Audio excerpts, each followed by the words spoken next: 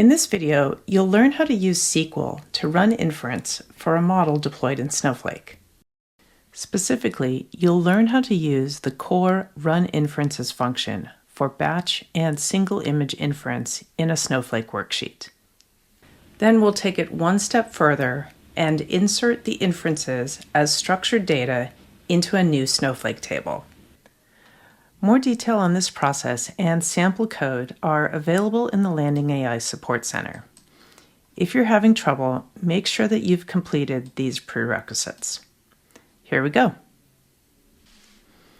I'm working in LandingLens on Snowflake, and I'm inside a project named Pneumonia with uploaded labeled images.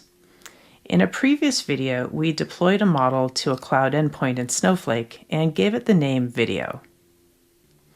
For SQL inference in Snowflake, the only information you'll need from this page is this endpoint ID.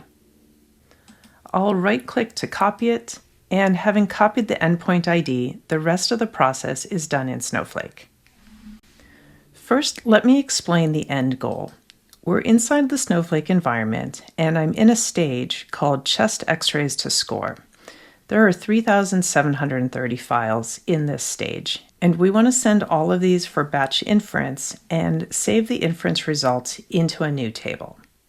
Let's build up that process now. Here I'm in a Snowflake worksheet, and you're seeing below a list view of all of the files in that stage. This is the function that we'll be using to run the inferences. Note that the app name for our demo platform is LandingLens Snowflake, and yours will be different. We can wrap this function in a select statement and give it a simple name to flexibly work with the result. Let's see that now. First, we'll use the function to run inference on a single image on the web. This is a chest X-ray that exists on radiopedia.org. Let's execute this statement.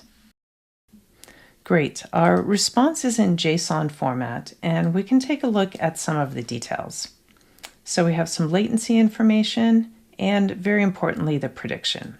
This is predicted as normal with a score of 0.98. Now let's use the same function to score an image that exists on a Snowflake stage.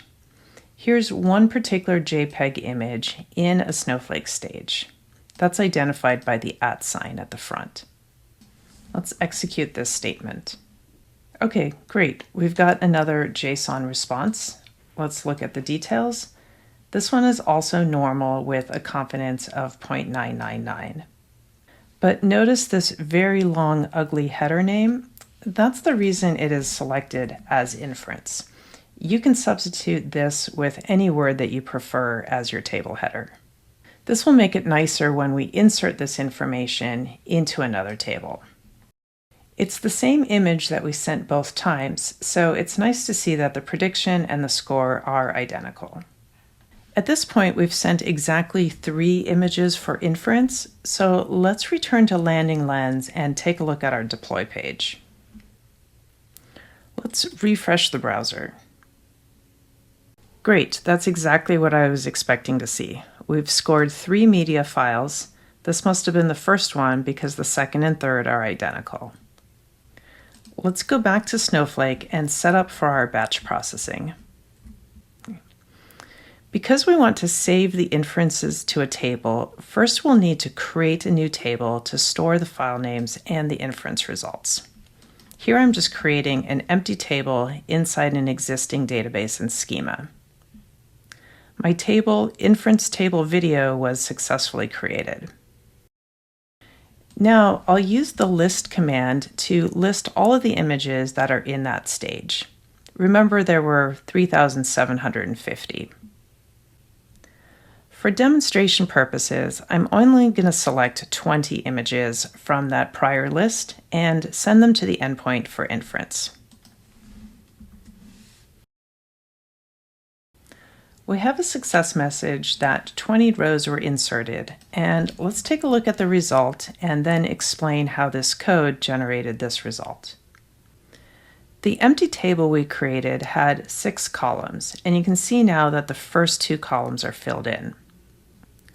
That's coming from the insert into portion of this command. The name is inserted into the first column, and the inference is inserted into the second column as the full JSON. This portion of the code concatenates the name of the file with the database and the schema name. And this is the endpoint ID that we got from LandingLens. I'm referring back to the last query where we listed all of the files and limiting it to 20 randomly selected. Now, in order to make this usable, the last thing to do is to extract these 4 columns from the JSON response. We use update together with set to modify these 4 columns in the table. Snowflake provides this easy-to-use syntax to extract fields from JSON data. All right, that looks pretty good. So we have nice structured data that we'll be able to join with other information in Snowflake. To close the loop, let's go back to LandingLens, and if I refresh the browser, I would now expect 23 images have been sent for inference. And indeed, that's exactly what we see.